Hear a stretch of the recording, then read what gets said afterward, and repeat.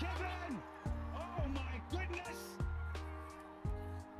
Bangladesh on the first day and the Oh, he's got to his stump.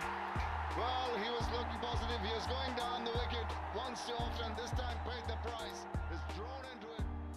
এবং home series আমি মানে যেটা feel করেছিলাম যে আমার লাস্ট সিরিজ হবে টেস্ট ক্রিকেটে স্পেশালি, সো ওইটা নিয়ে আমার চিন্তা ছিল এবং এভাবেই ফারুক ভাইয়ের সাথে এবং বোর্ডের সিলেক্টরদের সাথেও কথা বলা হয়েছে যে যদি সুযোগ থাকে আমি যদি দেশে যেয়ে খেলতে পারি, মিরপুর টেস্ট হবে আমার জন্য লাস্ট স্পেশালি টেস্ট ক্রিকেটে, এবং সেই কথাটা বোর্ডের সবার সাথে বলা হয়েছে এবং তারা এই বিষয়টা জানে এবং তারা চেষ্টা করছে যে কীভাবে এটাকে সুন্দরভাবে অ্যারেঞ্জ করা যায় এবং যাতে করে আমি যে খেলতেও পারি এবং নিরাপদ ফিল করি, অ্যাট দি সেম টাইম যখন দেশের বাইরে আসার দরকার হবে এবং দেশের বাইরে বের হতেও যেন আমার কোনো সমস্যা না হয়, এই জিনিসটা বোর্ড খেয়াল করছে এবং যারা এই বিষয়গুলোর সাথে রিলেটেড মানুষ আছে তারাও এই বিষয়টা দেখবে এবং দেখছে বলে আমি মনে করি এবং তারা হয়তো আমাকে একটা ডিসিশন দিবে যেটার ভিত্তিতে আমি হয়তো দেশে যে খুব ভালোভাবে খেলে অ্যাটলিস্ট টেস্ট ফর্মেট মনে হয় যে this is the right time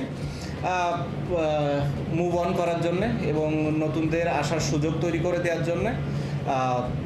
at the same time টি-20তেও আমার আসলে একই ধরনের চিন্তা, বা আমি হয়তো এটা অপ্রাসঙ্গিক হলেও বলে ফেলতে চাই, কারণ হচ্ছে টি-20 নিয়েও আমাদের কথা হয়েছে সিলেক্টর এবং প্রেসিডেন্ট বোর্ডের সবার সাথে, এটা নিয়েও আমি কথা বলেছি যে আমার কাছে মনে হয় this is the right time যে টি-20 থেকেও আমি মুভ অন করি এবং আপাতত নেক্সট যে কিছু সিরিজগুলো আছে কিছু নতুন প্লেয়ার আসুক, নতুন প্লেয়ারদের সুযোগ দেওয়া হোক, অ্যাট দি সেম টাইম আমি যদি ফ্র্যাঞ্চাইজি লিগ খেলাগুলোর সুযোগ পাই, এখানে ভালো করতে থাকি, 6 মাস 1 বছর পরে যদি কখনো মনে করে বিসিবি যে হ্যাঁ না এখানে আর টি-20তে আমার কন্ট্রিবিউট করার একটা সুযোগ আছে, আমি পারফর্ম করছি এবং ফিট আছি, দেন আমরা ডিসাইড করতে পারি। বাট অ্যাট দিস মোমেন্ট আমি নিজেকে অন্তত টি-20তে দেখছি না।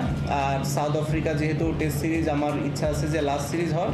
সো বেসিক্যালি আপনারা বলতে পারেন যে মোটামুটি 2টা ফরম্যাটে আমি আমার শেষটা অন্তত দেখছি।